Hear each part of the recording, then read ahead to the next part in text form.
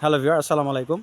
আমরা সবাই মহান আল্লাহ তাআলার নৈকট্য অর্জন করতে চাই, কিন্তু এই নৈকট্য অর্জন করার জন্য অনেকগুলো অ্যাভিনিউ, অনেকগুলো পথ আছে।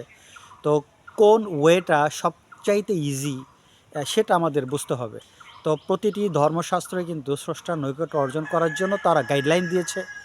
তো আবার এখানে ফিলসফার যারা, তারাও কিন্তু সেগুলোকে স্টাডি করে তারাও একটা গাইডলাইন দিয়েছে। এখন অনেকগুলো পথ থেকে কোন পথটা সহজ এবং কোন পথে আমরা সহজেই মহান আল্লাহ তাআলার নৈকট্য অর্জন করতে পারি, সেটা হচ্ছে আজকের আলোচিত বিষয়। আপনি একটা জায়গায় যদি যান, আপনি কিন্তু বিভিন্নভাবে যেতে পারবেন। আপনি ট্রেনে যেতে পারবেন, বাসে যেতে পারবেন, রিক্সায় যেতে পারবেন, মোটরসাইকেলে যেতে পারবেন। কিন্তু দেখা যায় কোন পথটা সহজ, আমাদের সেটা কিন্তু বেছে নিতে হবে। তো আজকে এই যে স্রষ্টার নৈকট্য কীভাবে সহজ অর্জন করা যায়, এই বিষয়ে একটু আলোচনা করব। তো এই ভিডিওটি একটু ধাপে ধাপে আপনাদের খুব মনোযোগ সহকারে শুনতে হবে। প্রথমেই হচ্ছে আমাদের মনকে সংযত করতে হবে। তো মনকে যদি আমরা সংযত করতে চাই, তাহলে ইন্দ্রিয়গুলোকে সংযত করতে হবে। কারণ আপনারা জানেন ইন্দ্রিয়ের সাথে মনের সম্পর্ক। ফর এক্সাম্পল, আপনি যদি কোনো একটা মেয়ের দিকে তাকান, ইন্দ্রিয় আপনি ব্যবহার করছেন চোখ, এটার রিফ্লেকশন মনে যেয়ে পড়বে। সো মনকে নিয়ন্ত্রণ করতে গেলে আপনার ইন্দ্রিয়গুলোকে নিয়ন্ত্রণ করতে হবে। এই জন্য আমাদের চোখ, কান, নাক, এই যে ইন্দ্রিয়গুলো আছে, সেগুলোকে ফার্স্ট আমাদের নিয়ন্ত্রণ করতে হবে যদি আমরা মনকে নিয়ন্ত্রণ করতে চাই। বাহ্যিক এবং অভ্যন্তরীণ বিষয়ে মনের গতিরোধ করা। অভ্যন্তরীণ বিষয়ে মনের গতিরোধ করা, মন যেন চঞ্চল না হয়, ইমোশনাল না হয়, এই জন্য মনকে গতিরোধ করা। বাহ্যিক বিষয়েও আমাদের মন কিন্তু প্রায় সময় বেশি পরিমাণে জাম্পিং করে, আপস অ্যান্ড ডাউনস হয়।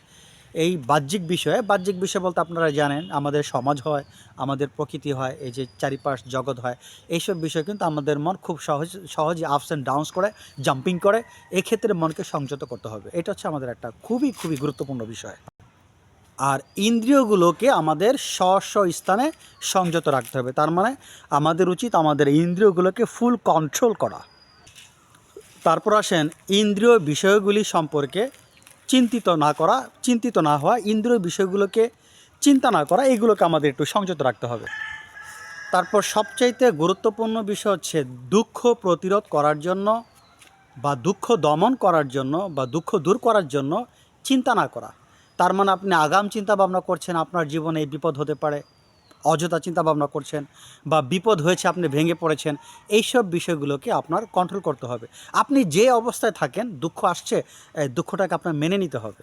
এটা খুবই একটা গুরুত্বপূর্ণ বিষয়। তার মানে দুঃখ সম্পর্কে আমাদের আগাম চিন্তা ভাবনা করা ঠিক না। আর কোনো একটা সাডেনলি যদি কোনো একটা প্রবলেম হয়ও, তার জন্য ভেঙে পড়া উচিত না, সেটাকে সেভাবে মেনে নিতে হবে।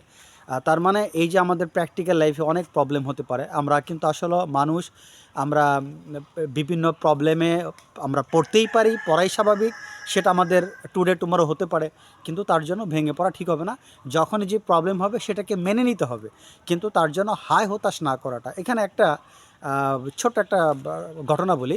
একবার গৌতম বুদ্ধর কাছে তার শিষ্য জানতে চাইলেন যে আসলে মানুষ যে দুঃখ নিবারণ করতে পারে না, মানুষের জীবনে অনেক দুঃখ আসে। তো আসলে এইটা কি, মানে এই দুঃখটা মেইনলি কি, এই দুঃখটা সম্পর্কে আমি জানতে চাচ্ছি। দুঃখটা কেন মানুষের জীবনে দুঃখ আসে, আর মানুষের জীবনে কেন এই দুঃখগুলো মানুষ ভালোভাবে নিবারণ করতে পারে না, তার নিবারণ করার উপায়টা কী? তখন গৌতম বুদ্ধ একটা কথা বললেন যে দেখো, তিনি গল্প বললেন যে ধরো কারো গায়ে একটা তীর এসে বিদ্ধ হয়েছে। তো ঠিক আছে, তার অজান্তে হয়তো কেউ তীর নিক্ষেপ করেছে, দেখা গেল তার গায়ে লেগে গিয়েছে, ভুলে হয়তো তার গায়ে লেগে গিয়েছে, এখন তার গায়ে তীরটা লেগেছে, সে যন্ত্রণা শিকার। এটা যন্ত্রণা, এবং যার গায়ে তীর লেগেছে সে এইটা ভালো করে জানে এটা কতটা যন্ত্রণাদায়ক। এখন ওই অবস্থায় যদি আরেকটা তীর তার গায়ে লাগে, তাহলে কিন্তু যন্ত্রণা ডাবল হয়ে গেল। আমাদের জীবনে বিভিন্ন প্রকার দৈব প্রবলেম ইত্যাদি ইত্যাদি আসে, এটা হচ্ছে প্রথম তীরের সাথে তুলনা করা হয়েছে। আমাদের জীবনে দুঃখ আসতে পারে, রোগ আসতে পারে, বিভিন্ন প্রবলেম আসতে পারে, আসাই স্বাভাবিক। আমাদের জীবনে আত্মীয় বিয়োগাত্মক হতে পারে। হ্যাঁ, মানুষ তো আর আজীবন বেঁচে থাকে না, কেউ মারা যেতে পারে, এটা একটা প্রবলেম। প্রাকৃতিক দুর্যোগ হতে পারে, সেটা একটা প্রবলেম। অসুখ বিসুখ হতে পারে, সেটা একটা প্রবলেম। এটাকে তিনি, এই গৌতম বুদ্ধ, উনি কিন্তু এটাকে প্রথম তীরের সাথে কম্পেয়ার করেছেন। আর দ্বিতীয় তীর কোনটা, সেটা হচ্ছে কি, এই যে প্রবলেমটা যে আপনার আসলো, আপনি এখন প্রবলেমটাকে মেনে নিতে পারছেন না, আপনি নানান ধরনের চিন্তা ভাবনা করছেন, নেগেটিভ চিন্তা ভাবনা করছেন। এতে কিন্তু নর্মালি যে প্রবলেমটা সেটাকে কিন্তু আপনি আরও অতিরিক্ত বাড়িয়ে দিচ্ছেন। দেখা গেল আপনার একটা অসুখ হয়েছে, আপনি কিভাবে এটাকে সারা যায় বাস ওই পর্যন্ত আপনার চিন্তা ভাবনা করা উচিত। আপনি যদি সেখানে নানান নেগেটিভ চিন্তা ভাবনা করেন, বাঁচবো কি বাঁচবো না, কী হবে কি হবে না, আপনি কিন্তু এভাবে আপনার সমস্যাটাকে ইনটেন্সিফাই করছেন, বাড়িয়ে দিচ্ছেন। গৌতম বুদ্ধ এই কথাটাই বলেছেন যে আমাদের জীবনে প্রবলেম আসে, কিন্তু আমাদের নিজের দোষে সে প্রবলেমটা দ্বিগুণ থেকে তিনগুণ হয়ে যায়। এজন্য এটা যারা ধর্মপথ যাত্রী, যারা আল্লাহ পাককে পেতে চান, তাদের জন্য এটা খুবই খুবই গুরুত্বপূর্ণ বিষয়। তাদেরকে মেনে নিতে হবে যে মহান আল্লাহ তাআলার পক্ষ থেকে প্রবলেম আসতেই পারে, তিনি আমাদের এটা মঙ্গলের জন্য, আমাদের পরীক্ষার জন্য তিনি দিয়েছেন। সো এটাকে ইজিলি অ্যাকসেপ্ট করতে হবে, এটাকে ইন্টেন্সিফাই করা যাবে না, এটাকে বাড়াবাড়ি করা যাবে না, হাই হুতাশ করা যাবে না। তাতে কিন্তু আপনি এই দেখা যায় আল্লাহ প্রদত্ত যে বিধান সেটাকে আপনি লঙ্ঘন করার কাছাকাছি চলে যাচ্ছেন। তার মানে আল্লাহ পাক যেটা চাচ্ছেন এটা আপনি হয়তো পছন্দ করছেন না। এই বিষয়টা আপনাদেরকে খুবই গুরুত্ব দিতে হবে। ধর্মপথ যাত্রীদের জন্য আরেকটা গুরুত্বপূর্ণ বিষয় হচ্ছে শ্রদ্ধা। এই শ্রদ্ধাটা হচ্ছে কি, আপনি মহান আল্লাহ তাআলার প্রতি আপনার অগাধ গভীর শ্রদ্ধা থাকতে হবে। অ্যাট দ্য সেম টাইম আপনি আপনার ধর্মের প্রতি, আপনি যেই ধর্মের হন, আমরা মুসলমান, ইসলামের প্রতি আমাদের ভালোবাসা থাকতে হবে, শ্রদ্ধা থাকতে হবে।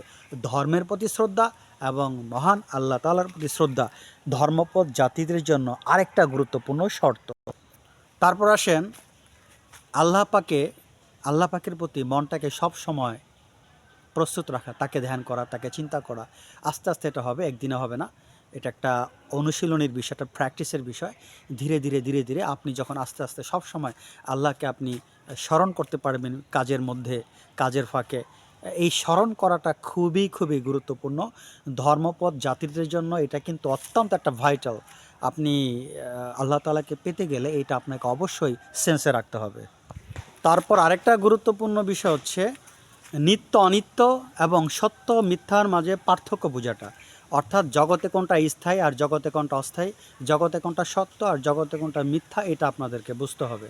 আপনারা জানেন একমাত্র মহান আল্লাহ তাআলাই সত্য আর সবই মিথ্যা। আর এই জগৎ স্থায়ী বলতে আল্লাহ ছাড়া আর কোনো কিছু স্থায়ী নয়। সো এই আল্লাহ পাকই সত্য, আল্লাহ পাকই স্থায়ী। আর আপনার দেহ, আপনার জগৎ, আপনি যা কিছু দেখছেন সেটা টুডে টুমোর একসময় ধ্বংস হয়ে যাবে। এইটাকে আপনার হৃদয়ঙ্গম করতে হবে। আপনি কার জন্য ছুটছেন, আপনি কিসের জন্য ছুটছেন? আপনি যার জন্য ছুটছেন, আপনি টাকা পয়সার জন্য ছুটছেন, আপনি আপনার দেহের জন্য ছুটছেন, এগুলো সবই মিথ্যা, এগুলো সবই হচ্ছে আপনার ক্ষণস্থায়ী। একমাত্র মহান আল্লাহ তাআলা স্থায়ী, তিনি চিরঞ্জীব, আর তিনি হচ্ছেন একমাত্র সত্য। সো এই পার্থক্যটা বুঝে আমাদেরকে সত্য এবং স্থায়ী যেটা, তাকে গ্রহণ করতে হবে। তারপর আরেকটা বিষয় হচ্ছে আপনি আত্মা সম্পর্কে শুনবেন, আপনি আত্মার সম্পর্কে শ্রবণ করবেন, আত্মা সম্পর্কে বিচার করবেন এবং আত্মার সম্পর্কে আপনি ধ্যান করবেন। আত্মা, আমার আত্মা, আত্মার মধ্যে আল্লাহ আছেন, আত্মার সম্পর্কে আপনি শ্রবণ করবেন, আত্মার সম্পর্কে আপনি বিচার করবেন আত্মাটা কী, এবং পরিশেষে আপনাকে আত্মার সম্পর্কে ধ্যান করতে হবে যে আল্লাহ আমার ভিতরেই আছেন। এভাবে করে এগুলো হচ্ছে ধর্মপথ জাতিদের জন্য ফিলোসফার কর্তৃক প্রদত্ত গাইডলাইন। এগুলো খুবই ভাইটাল। আপনারা বিশেষ করে এই গাইডলাইনগুলো আমরা বিভিন্ন ফিলসফি, বিশেষ করে ইন্ডিয়ান ফিলসফিতে আমরা পেয়ে থাকি, বেদান্ত দর্শনেও পেয়ে থাকি। তারা এই গাইডলাইনগুলো প্রচলন করেছেন। পৃথিবীর যে কোনো জাতি, যে কোনো ধর্মেরই হোক না কেন, সেগুলো অনুসরণ করতে পারে। তারা পার্টিকুলার তাদের ধর্মের জন্য করেনি, তারা সমস্ত ধর্মের লোকদের জন্য করেছেন। আপনি যদি ম্যাথমেটিক্স শিখতে চান, আপনি যদি গণিত শিখতে চান, হিন্দু শিক্ষক বা মুসলমান শিক্ষক আপনার জন্য গুরুত্বপূর্ণ নয়। আপনার জন্য হচ্ছে যে শিক্ষক আপনাকে ভালো শেখাতে পারে, তিনি হচ্ছে আপনার জন্য উত্তম শিক্ষক। আর ঈশ্বরকে বা আল্লাহ পাককে পাওয়ার জন্য যে গাইডলাইনটা, তারা অনেক গবেষণা করে, তারা প্র্যাকটিক্যালি এগুলো প্রমাণ করেছেন তাদের ব্যক্তিগত লাইফে, এবং যারা মহান আল্লাহ তাআলাকে পেয়েছেন তাদের কাছ থেকে তারা এগুলো সংগ্রহ করেছেন। সংগ্রহ করে আমরা যারা মানব জাতি, আমাদের জন্য তারা গিফট হিসেবে, উপহার হিসেবে রেখেছেন। তাদের প্রতি আমাদের শ্রদ্ধা থাকতে হবে। আজ এই পর্যন্ত, সবাই ভালো থাকেন, আল্লাহ হাফেজ।